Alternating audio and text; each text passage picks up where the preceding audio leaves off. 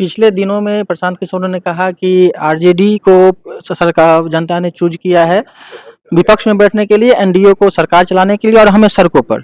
बिहार में नीट छात्रा के साथ जैसी घटनाएं घटी, इसके बाद अभी तक जनसुराज का कोई भी नेता सड़कों पे नहीं दिखा है। इस पे क्या कहिएगा?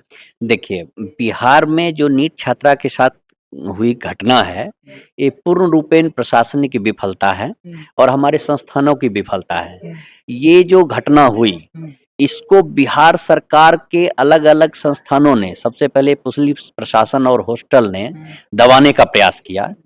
इस घटना में पीड़िता के साथ न्याय हो, इसकी पहली आवाज हमारी ही पार्टी ने उठाई और हमारे नेताजी श्री प्रशांत किशोर जी पीड़िता के घर गए और वहां से उन्होंने हुंकार भरी कि बिहार सरकार को और बिहार के पुलिस प्रशासन को इस मामले में न्याय के साथ आगे बढ़ना होगा। ठीक है, यही कारण था कि बिहार सरकार दबाव में आई और एसआईटी का गठन किया और जिसकी जांच चल रही है। हमारे नेताजी ने बोला है कि इस जांच जो चल रही है, इसका जब तक कोई फाइनल रिपोर्ट नहीं आता है, उस दिन उन्होंने कहा कि एक बार बिहार सरकार की पुलिस ने या बिहार के प्रशासन ने गलती कर दी है, मैं इनको मौका देता हूं कि ये अपनी गलती को सुधार लें।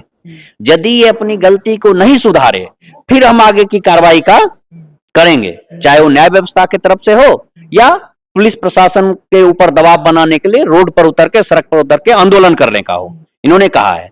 आज जो स्थिति है नीट छात्रा की या जो भी कहिए उसको, उससे रिलेटेड जो मुद्दे हैं, उसमें एसआईटी अभी तक कुछ भी फाइनल रिपोर्ट शामिल बाहर लेके नहीं आई है।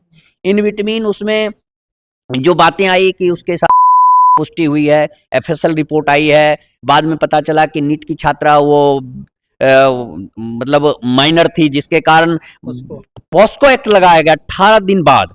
आप खुद सोचिए कि बिहार की प्रशासन व्यवस्था, जो पुलिस या व्यवस्था है, कितनी नकारा है कि उनको 18 दिन 20 दिन बाद पता चलता है कि हमें पॉस्को एक्ट लगाना है। इसी से पता चलता है कि उनकी कितनी गंभीरता थी इस केस को सॉल्व करने के लिए।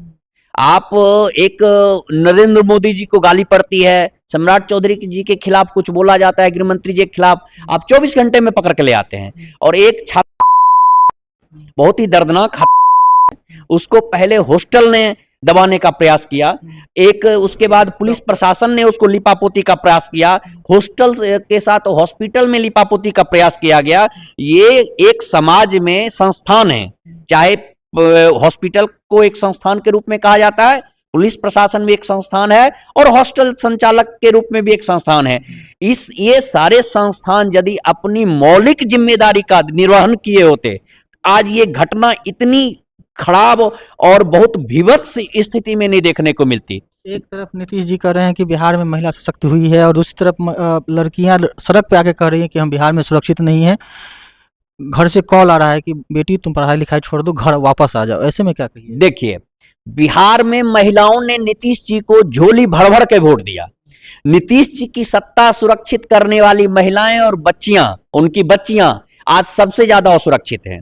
पटना में यह स्थिति हो गई है हॉस्टल कांड के बाद, और बिहार पुलिस प्रशासन का जो उसके प्रति रवैया रहा या हॉस्पिटल का रवैया रहा, यह स्थिति हो गई है कि पूरे बिहार के जो अभिभावक हैं वो अपनी बच्चियों को घर ले जा रहे हैं। बच्चियों का जो उज्जवल भविष्य था, जिसको संवारने के लिए वो पटना आते थे, क्योंकि बिहार में और बाकी राज्यों, बाकी जिलों में बहुत बदहाली है और व्यवस्था नहीं है। बिहार में कुछ कोचिंग्स की, इंस्टीट्यूट की अच्छी व्यवस्था है, तो सारे बच्चियों को बिहार के अभिभावक थे, बहुत गरीबी में रहते हुए पढ़ा के आगे बढ़ाना चाहते हैं।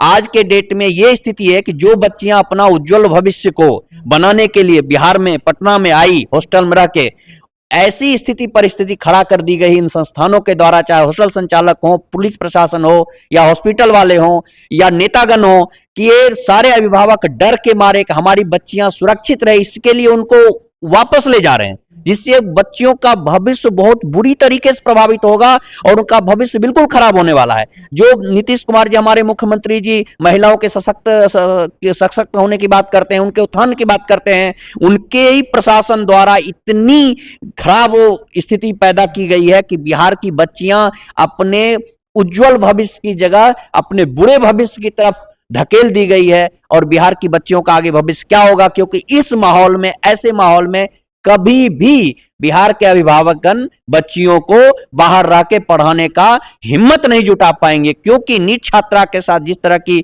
बेरहमी हुई, जिस तरह की चीजें हुई, जिस तरह की घटना हुई और उसके बाद उसकी लिपापोती हुई, हमारा कहना है कि ये संस्थान एक बेसिक जिम्मेदारी का निर्वहन करते परिवार तो आरोप लगा रहा है कि हम ही लोग को प्रताड़ित किया जा रहा है। देखिए, पुलिसिया व्यवस्था जो हमारे यहाँ है, क्योंकि सरकार पिछले 20-25 साल से लगातार वैसे ही चल रही है, हमारी पुलिसिया व्यवस्था बिल्कुल ध्वस्त हो चुकी है।